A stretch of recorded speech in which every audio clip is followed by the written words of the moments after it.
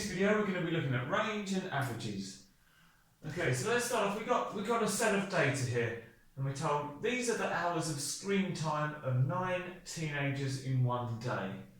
So we're going to value 7, 4, 3, another 4, 9, 5, 2, 7 and 4.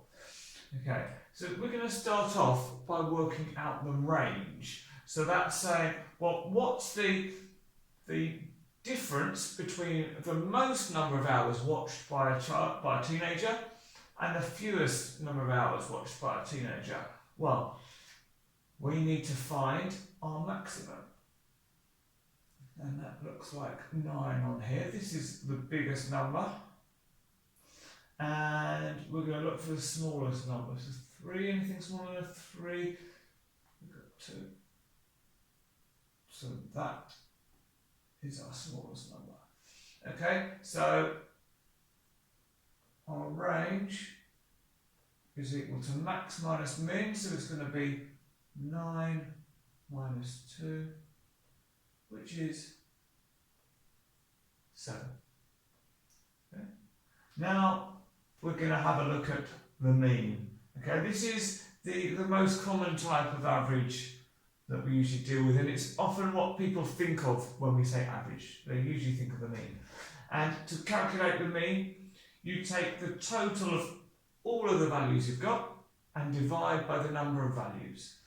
Okay, so we're going to need to add these all up. So 7 plus 4 is 11, plus 3 is 14, plus 4 is 18, plus 9 is 27, plus 5 is 32, plus 2 is 34, plus 7 is 41, plus 4 is 45. So for our mean, we're going to have 45. And divided by the number, so we've got 1, 2, 3, 4, 5, 6, 7, 8, 9. So 45 divided by 9, that gives an answer of 5. And if you look at that, it seems reasonable if we know that our min and max are 2 and 9, 5 somewhere in the middle. So that's kind of what we'd expect. Now we've got a mean which is a whole number. It doesn't have to be a whole number. We could have got 5.5, 4.3. So don't worry if your mean comes out to be in the form of a decimal. Okay, now the median. Now people often remember that the median is the middle value. So what they might do is start at the ends, cross off these two numbers, cross off these two, cross off these, and say, oh, well, that's the middle number. But the important thing with the median is it's the middle number once they've been sorted in order. Okay, so I'm going to sort these in ascending order. Doesn't have to be ascending, but it's the usual way of doing it. So we're going to have 2. What's the next number we've got? Got a 3. Then we've got a 4. Then we've got another 4. Then we've got another 4. Then we've got a 5. A 7. Another 7. And then a 9. And then to make sure we haven't forgotten any, well, what you can do is you can cross them off. And I would normally cross them off as I go, but we're going to need these numbers for the mode as well. But if I count 1, 2, 3, 4, 5, 6, 7, 8, 9, I know that's how many observations we've got. And even if I want to double check and add them up, 2 and 3 is 5, plus 4 is 9, plus 4 is 13, another 4 is 17, plus 5 is 22, plus 7 is 29, plus another 7 is 36, and 9 is 45. So we've got the same total. So I'm happy that this data is the same as what's up here, but just in ascending order. So now we want to find the middle number. So, like I said, let's cross off 2 from the ends, then the next 2, and we'll keep doing this until we're left with one number in the middle. So the median is 4. Now we had an odd number of observations here, so we only had 1 in the middle. We might have had an even number, and if that was the case, we would end up with two numbers in the middle.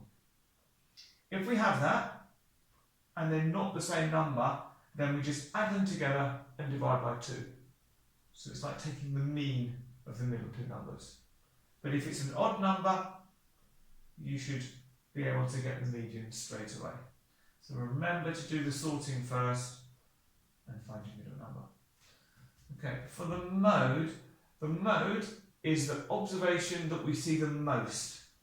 Okay, so let's use these numbers here. So we had 1, 2, 1, 3, 3 children had, or 3 teenagers that had 4 hours of screen time. 1 with 5, 2 with 7, 1 with 9. So the mode is 4, because it's the number that we saw the most number of times. Okay, so we've got our 3 averages. 2 of them are the same, 1 of them's different. That's quite normal. They're not always going to give you exactly the same value, and you might then get asked the question, well, which is the best average? And that really depends on what it is you're trying to do. So even in your question, you might find that you can get a correct answer for saying yes, or a correct answer for saying no.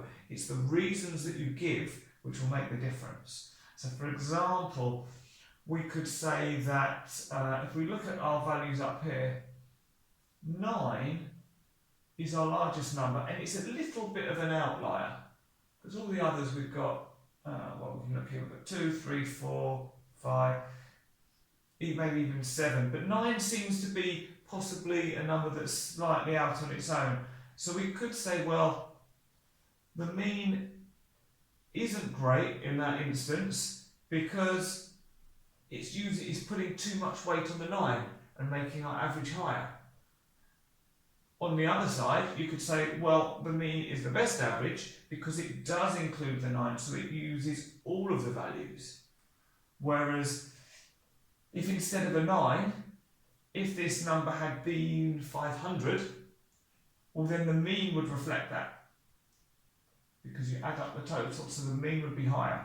But the median wouldn't be higher, because regardless of what this number is, our middle number would still be 4. Okay, so anything asking about which is the best or which is the worst average, the answer you give, the yes or no, doesn't really matter too much. It's the reason you give behind it. And that's range and averages. Thank you very much.